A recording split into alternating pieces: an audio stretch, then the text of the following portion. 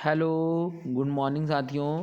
स्वागत है आपका आपके YouTube channel mind alert creation में। दोस्तों, आज हम लोग हाजिर हैं 1 जनवरी 2023 का करंट अफेयर लेकर के। और हम लोग अब डेली करंट अफेयर्स करेंगे ताकि आप लोगों का नॉलेज बढ़ सके और कहीं ना कहीं आपका स्कोर जो है वो अच्छा हो सके।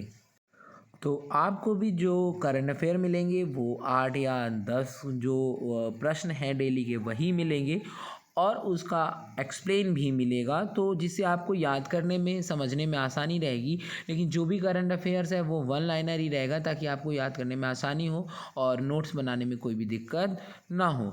तो पहला प्रश्न है, दिल्ली सरकार ने अपनी नीति 2022 के मसौदे को मंजूरी दे दी है और 2022 की नीति 2016 की नीति द्वारा प्रस्तावित क्षमता को 2000 मेगावाट से 6000 मेगावाट तक किस वर्ष तक संशोधित करती है।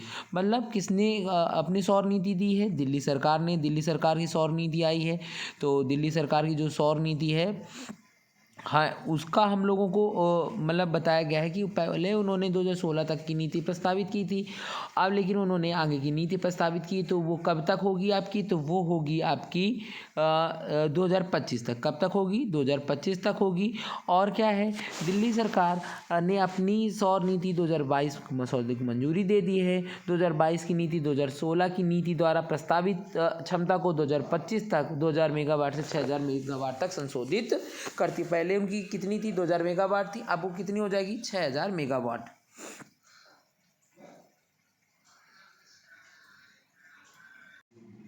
तो अगला है, किसने श्रीनगर में छात्रों के साथ जश्न चिल्लई कला मनाया? तो कौन क्या मनाया गया है? जश्न चिल्लई कला। ये है जश्न चिल्लई कला। तो किसने मनाया है? हमारे वह सीआरपीएफ ने मनाया। सीआरपीएफ के जवानों ने मनाया। तो किसके साथ मनाया है? सीआरपीएफ ने श्रीनगर में छात्रों के साथ जश्न चिल्लई कला मनाया। ठीक है। हर साल 21 दिसंबर 2 से 29 जनवरी तक 40 दिनों की अवधि के लिए चिल्लई कला प्रमुख ठंड के लिए फारसी, मतलब ये जो है चिल्लई कला ये फारसी शब्द है। कश्मीर में सबसे कठोर सर्दियों की अवधि, मतलब सबसे ज़्यादा सर्दी इन्हीं के दिनों में पड़ती है। तो जो सीआरपीएफ है वो बच्चों के साथ वहाँ पे क्या मना रही है? जिसने चिल्लई कला एक त्यौहार होता है वो मना रही है। तो देख लेते हैं अगला क्या कह रहा है हमारा। तो अगला है यानी तीसरा प्रश्न, निम्न में से किसने प्रज्वला चैलेंज लॉन्च किया है? तो प्रज्वला चैलेंज किसने लॉन्च किया है दोस्तों? तो प्रज्वला चैलेंज आपका ग्रामीण विकास मंत्रालय ने लॉन्च किया। किसने लॉन्च किया है? ग्रामीण विकास मंत्रालय ने लॉन्च किया है। और ग्रामीण विकास मंत्रालय ने प्रज्वला चैलेंज लॉन्च किया है। तो सबसे पहले आपको यही पता चलेगा कि प्रज्वला चैलेंज है क्या। ये क्वेश्चन पूछ सकता है 1 नंबर का भी। प्रज्वला चैलेंज किसने लॉन्च किया? तो ग्रामीण मंत्रालय ने लॉन्च किया है। और इसे क्या कहते हैं? दीनदयाल अंत्योदय योजना राष्ट्रीय ग्रामीण आजीविका मिशन के तहत शुरू किया गया है। किसके तहत शुरू किया गया है? अगर आपसे पूछा जाए, कभी भी पूछा जा सकता है, जो प्रज्वला चैलेंज है वो किसके तहत शुरू किया गया है? तो आप लोग बताएंगे दीनदयाल अंत्योदय योजना के तहत आपका ये जो प्रज्वला शुरू किया गया है, प्रज्वला योजना दीनदयाल अंत्योदय योजना के तहत शुरू किया गया, जो कि बहुत ही इंपॉर्टेंट हो जाता है। इसमें जब दीनदयाल वगैरह और अटल बिहारी जी का जब नाम लग जाए तो ये डायरेक्ट ही बहुत इंपॉर्टेंट हो जाता है, क्योंकि इनकी चर्चा बराबर होती रहती है। तो अगला प्रश्न देख लेते हैं। हमारा अगला प्रश्न है, नीलगिरी तहर के संरक्षण की भारत की पहली परियोजना आकार लेती है। नीलगिरी तहर किस राज्य का राजकीय पशु है? तहर दोस्तों मतलब ये हो जाएगा कि जो तहर एक गाय जैसी होती है उसी तरीके का एक जानवर होता है नीलगिरी, यानी ये नीलगिरी की पहाड़ियों में पाया जाता है। तो इसका है कि ये किस राज्य का राजकीय पशु है? तो ये आपका हो जाएगा आपका तमिलनाडु। किसका है? तमिलनाडु का। नीलगिरी तहर के संरक्षण की भारत की पहली परियोजना आकार ली थी, मतलब पहली परियोजना जो है वो बन चुकी है। और दूसरा क्या है? तमिलनाडु सरकार इस परियोजना को अपने हाथ में, मतलब ये जो योजना है वो कौन चलाएगा? तो तमिलनाडु सरकार चलाएगी। इस परियोजना का उद्देश्य नीलगिरी तहर का संरक्षण, इसके आवास का विस्तार और जनता के बीच जागरूकता फैलाना। क्योंकि दोस्तों ये जो तहर है ये एक इसे बोल देते हैं नील गाय, तो ये क्या करती? फसलों को नुकसान पहुंचा देती। तो इसलिए मतलब जो लोग हैं उनको उनके में क्या करना है, हमें जागरूकता फैलानी है, और ताकि इसका मतलब लोग शिकार कम करें और मारे कम, जिससे इसका जो प्राकृतिक आवास है वो बना रहे। अन्यथा ये भी एक जो प्राणी है वो विलुप्त अवस्था में आ जाएगा। तो अगला है पांचवा प्रश्न, भारत की अपनी पहली अपशिष्ट से हाइड्रोजन परियोजना कहाँ स्थापित करेगा। अपशिष्ट से हाइड्रोजन परियोजना, अपशिष्ट मतलब जो भी मतलब गंदगी है, जो भी कूड़ा निकलता है उससे जो हो जाएगा, तो हाइड्रोजन कहाँ बनाने की जो परियोजना स्थापित की गई तो वो हो जाएगा मुंबई का आपका पुणे शहर। तो इसमें क्या क्या होगा कि भारत अपनी अपशिष्ट से हाइड्रोजन परियोजना कहाँ स्थापित करेगा, पुणे में स्थापित करेगा। पुणे नगर निगम द ग्रीन बिलियंस के साथ कचरे का उपयोग करेगा और इसके प्रयोग करने योग्य ग्रीन हाइड्रोजन में परिवर्तित करेगा। मतलब वो जो अभी तक इंदौर ही है जो मतलब सबसे अच्छी कचरा परियोजना लाया है, मतलब कचरे को उपयोग करके हाइड्रोजन वगैरह बना रहा है और अपनी जो बसें हैं या जो परिवहन के साधन हैं उसको वो चला रहा है। तो इसी क्रम में पुणे भी आगे बढ़ रहा है और वो भी क्या करने वाला है, जो अपशिष्ट है उससे हाइड्रोजन का उत्पादन करेगा। और किसके साथ उसने मिलकर ये काम करने की कोशिश की है, द ग्रीन बिलियंस के साथ, द ग्रीन बिलियंस यानी TGBL के साथ मिलकर ये काम करने की उसने कोशिश की है। तो चलिए देख लेते हैं दोस्तों अगला क्या कह रहा है। तो आपका अगला छठवां है कि विश्व ब्लिट्स शतरंज चैंपियनशिप में 2 पदक जीतने वाले इतिहास में पहले भारतीय कौन बने हैं या बनी हैं। तो ये हो जाएगा कनेरू हम्पी।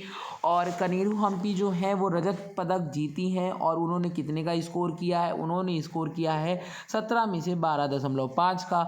लेकिन वो कितने अंक से स्वर्ण पदक से चूक गई हैं, आधे अंक से। कितने अंक से चूक गई, आधे अंक से। तो एक लेकिन ये अपने आप में भी उपलब्धि है कि कोई भी ऐसा भारतीय जो 2 रजत पदक जीता है तो वो कौन है, कनेरू हम्पी। तो हम्पी एक विजयनगर साम्राज्य की राजधानी भी था। तो चलिए देख लेते हैं हम लोग अगला 7वां प्रश्न क्या। तो 7वां कह रहा है हम लोगों से स्थानीय परिषद द्वारा परियोजना को मंजूरी दिए जाने के बाद किस शहर में ब्रिटिश भारतीय सेना का स्मारक बनाया जाएगा। यानी ब्रिटिश में जो भारतीय सेना थी उसका स्मारक कहाँ बनाया जाएगा, तो यहाँ पे होगा ग्लासगो में बनाया जा रहा है जो कि स्कॉटलैंड का एक शहर है। तो इसको इस देखिए बोला भी गया है, स्थानीय परिषद द्वारा परियोजना की मंजूरी दिए जाने के बाद स्कॉटलैंड के शहर ग्लासगो में ब्रिटिश इंडियन आर्मी मेमोरियल बनाया जाएगा। तो पूछा जाए अगर आपसे ब्रिटिश इंडियन आर्मी मेमोरियल कहाँ बनाया जा रहा है तो आप लोग बता सकते हैं ग्लासगो स्कॉटलैंड में बनाया जा रहा है। यह 2 विश्व युद्धों के दौरान अंग्रेजों के साथ लड़ने वाले लाखों भारतीय सैनिकों के बलिदान को याद करेगा। मतलब जो प्रथम विश्व युद्ध हुआ था और द्वितीय विश्व युद्ध हुआ था इसमें जो भी सैनिक शहीद हुए थे उनके लिए ये ब्रिटिश इंडियन आर्मी मेमोरियल बनाया जा रहा है। तो सत्ता में परिवर्तन हो चुका है, ऋषि सुनक जी है जो कि भारतीय वंशी है, तो कुछ तो अच्छा होने वाला है भारतीयों के साथ भी, भारतीयों के शहीदों के साथ भी। तो अगला देख लेते हैं हम लोग। तो 8वां प्रश्न है 30 दिसंबर 2022 को प्रधानमंत्री नरेंद्र मोदी ने हावड़ा रेलवे स्टेशन से हावड़ा को किस स्टेशन से जोड़ने वाली वंदे भारत एक्सप्रेस को वर्चुअली हरी झंडी दिखाई है। तो न्यू जलपाईगुड़ी है जो आपका जलपाईगुड़ी जो आपका वहाँ पे पड़ता है, क्या बोलते हैं, दार्जिलिंग इलाके में पड़ जाता है जलपाईगुड़ी। तो वहाँ से ये जोड़ी गई है और इसको क्या नाम बोलते हैं, हरी झंडी किसने दिखाई है, तो प्रधानमंत्री नरेंद्र मोदी ने। जब नरेंद्र मोदी जी का नाम आता है तो क्वेश्चन अपने आप में ही इंपॉर्टेंट हो जाता है। और वंदे भारत एक्सप्रेस है तो आप इसको ध्यान रखेंगे कि हावड़ा रेलवे स्टेशन से हावड़ा को किस मतलब हावड़ा जो रेलवे स्टेशन है जो हावड़ा शहर में ही है तो उसको कहाँ जोड़ा जा रहा है, हम लोगों को जोड़ेंगे न्यू जलपाईगुड़ी में। तो अगला देख लेते हैं 9वां आखिरी है और ये बहुत ही इंपॉर्टेंट होने वाला है। किसे महिला T20 cricket of the year पुरस्कार 2022 के लिए नामांकित किया गया है, तो ये हो जाएगा आपका स्मृति मंदाना जो कि एक बहुत अच्छी इंडियन महिला क्रिकेटर हैं। और इसमें और किसको नामित किया गया है, तो भारतीय क्रिकेटरों सूर्य कुमार यादव और स्मृति मंदाना को 29 दिसंबर 2022 को पुरुषों और महिलाओं की T20 cricket of the year award 2022 के लिए नामांकित किया गया।